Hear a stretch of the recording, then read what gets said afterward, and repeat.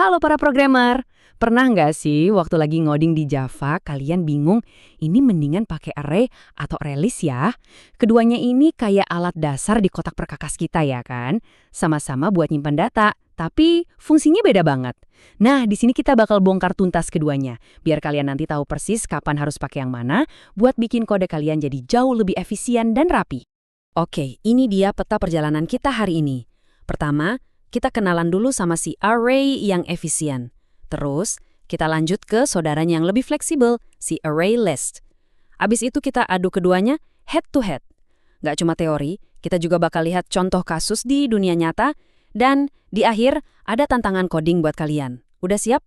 Yuk langsung aja kita mulai. Oke, kita mulai dengan sebuah skenario ya. Coba bayangin, kalian dapat tugas buat nyimpan katakanlah 100 nama mahasiswa. Gimana cara terbaik buat nyimpannya di dalam kode? Masa iya sih kita mau bikin 100 variabel, nama 1, nama 2, nama 3, wah bisa-bisa pusing sendiri kan? Nah, pertanyaan simpel ini nih yang jadi gerbang kita buat ngebahas dua solusi super penting di Java. Oke, mari kita sambut kontestan pertama kita, array. Coba deh bayangin array ini kayak rak buku custom yang udah kalian pesen. Ukurannya pas, super kokoh, dan efisien banget buat nyimpen buku. Tapi ada satu aturannya, sekali jadi ukurannya ya segitu aja, nggak bisa ditambahin lagi. Itulah kenapa julukannya pas banget, si kaku yang efisien. Jadi secara teknis apa sih array itu? Gampangnya gini, array itu kayak karton telur. Pertama, semua isinya harus sejenis, ya kan? Kalau isinya telur, ya telur semua, nggak bisa dicampur sama tomat. Nah ini sama kayak array yang cuma bisa nyimpen satu tipe data. Kedua, tiap lubang di karton telur kan ada posisinya. Sama juga di array, setiap data punya slot bernomor yang kita sebut indeks. Dan ingat ya, ini penting banget, di dunia programming kita selalu mulai ngitung dari 0. Jadi slot pertama itu indeks 0, slot kedua indeks 1, dan seterusnya. Nah, ini dia, aturan paling utama dari array yang harus banget kalian ingat. Array itu statis. Apa artinya statis? Artinya ukurannya itu permanen, nggak bisa diubah-ubah. Kalau dari awal kalian bikin array buat nampung 5 data, ya selamanya dia cuma punya 5 slot. Nggak bisa tiba-tiba melar jadi 6 atau nyusut jadi 4. Udah segitu aja. Paten. Titik. Oke, sekarang kita lihat gimana cara mainin array ini di kode. Coba deh lihat di layar. Pertama, kita bisa deklarasiin array kosong kayak int array numbers sama dengan new int 5. Ini kayak kita nyiapin rak buku dengan 5 slot kosong. Atau kita bisa langsung isi, kayak string array names itu langsung ada isinya, Ali, Budi, Cici. Terus, buat ngambil data, kita panggil indeksnya, names 0 dapatnya Ali. Mau ganti isi? Gampang, names 1 sama dengan Bayu. Dan buat ngecek ada berapa slot total, kita pakai names.length. Simple dan to the point kan? Kalian bisa coba ini langsung di editor kayak NetBeans buat lihat hasilnya. Nah, buat ngintip isi array satu persatu ada dua cara utama. Yang pertama, pakai for loop biasa yang pakai indeks i. Ini ibaratnya kalian jalan di koridor hotel sambil bawa kunci master dan tahu nomor tiap kamar. Kalian bisa masuk, lihat-lihat, bahkan ganti isi di dalamnya. Ini berguna banget kalau kalian butuh ngubah data di dalam loop. Cara kedua, pakai enhance for each loop. Ini lebih kayak ikut tur keliling hotel. Kalian cuma dilihatin isi tiap kamar, satu persatu. Simple, bersih, dan cocok banget kalau tujuannya cuma buat baca data doang. Oke, kita udah lihat kalau array itu kuat, tapi kaku banget. Ini sering jadi masalah loh. Gimana ceritanya kalau kita nggak tahu persis butuh berapa banyak data di awal? Nah, untuk menjawab masalah ini, hadirlah pahlawan kita, ArrayList, si fleksibel yang dinamis. Anggap aja ini upgrade dari array, jawaban modern buat masalah kekakuan tadi.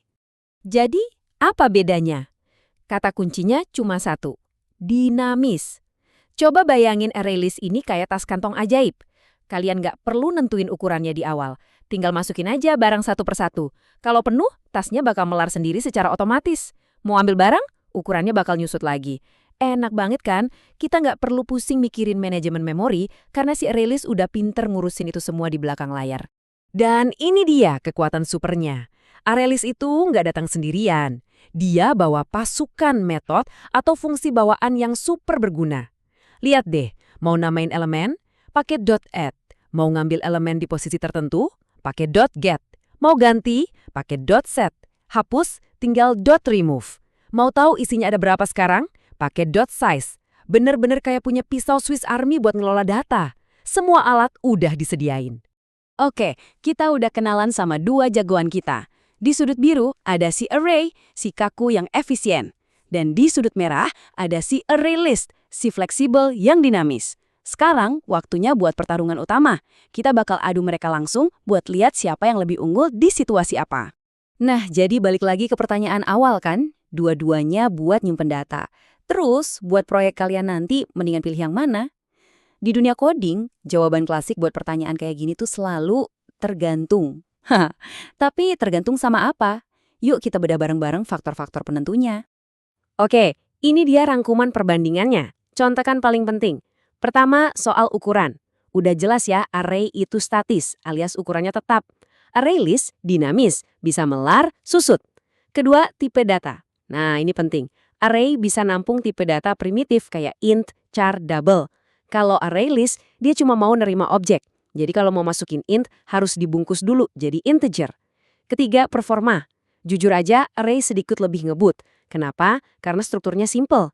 Array list karena punya banyak fitur canggih, ada sedikit beban kerja tambahan atau overhead. Terakhir, fitur. Array itu minimalis, cuma punya dot length. Sementara array list, wah kayak fitur banget, ada dot add, dot remove, dan kawan-kawannya. Cukup teorinya, sekarang kita coba terapin ilmunya ke kasus nyata.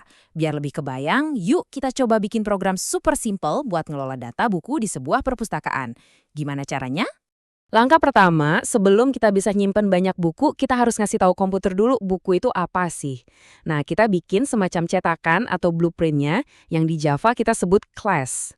Di dalam kelas buku ini, kita tentuin setiap buku pasti punya judul, punya pengarang, dan punya tahun terbit.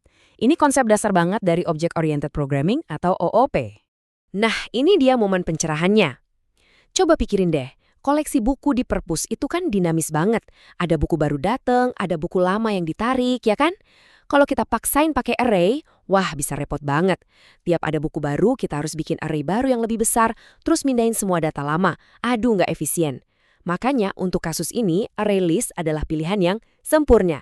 Kita tinggal bikin array list yang isinya adalah objek-objek buku. Mau nambah buku baru, tinggal .add. Gampang banget. Oke, saya udah ngomong panjang lebar. Sekarang giliran kalian yang pegang kendali. Karena cara terbaik buat belajar ngoding itu ya dengan ngoding. Jadi, saya punya tantangan kecil buat kalian semua.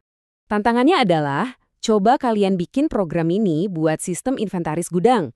Pertama, bikin kelas barang yang punya nama, stok, sama harga. Terus bikin kelas inventory buat ngelola daftar barang-barang itu. Nah, coba pikirin, barang di gudang kan stoknya naik turun. Kadang ada barang baru masuk. Kira-kira buat nyimpen daftarnya, lebih pas pakai array atau array list ya? Coba deh kalian implementasiin fungsi buat nambah barang, ngurangin stok, sama nampilin semua daftar barang. Bukan admin sekalian dan langsung coba ya. Jadi, sebagai penutup, ini dia panduan singkatnya. Kapan kita pakai array? Pilih array kalau satu, kalian udah tahu pasti jumlah datanya dari awal dan nggak akan berubah. Contohnya, hari dalam seminggu. Ya pasti 7. Kedua, kalau performa super cepat itu jadi prioritas utama. Terus kapan pakai array list? Pilih array list kalau satu, jumlah datanya bisa nambah atau kurang, kayak daftar teman di sosmed atau playlist lagu. Kedua, kalau kalian butuh kemudahan dari metode-metode bawaannya. Gampangnya kalau ragu, mungkin array list adalah pilihan yang lebih aman. Sekarang, di kotak perkakas coding kalian udah ada 2 alat yang powerful. Si array yang kaku tapi cepat, dan si array list yang fleksibel dan serbaguna. Kalian sekarang udah paham kapan harus pakai yang mana. Jadi pertanyaannya udah bukan lagi mana yang lebih bagus, tapi alat mana yang paling pas buat masalah yang lagi aku hadapin. Nah, dengan bekal ini, kalian siap dong buat ngerjain tantangan tadi dan bikin sistem inventaris sendiri? Selamat mencoba!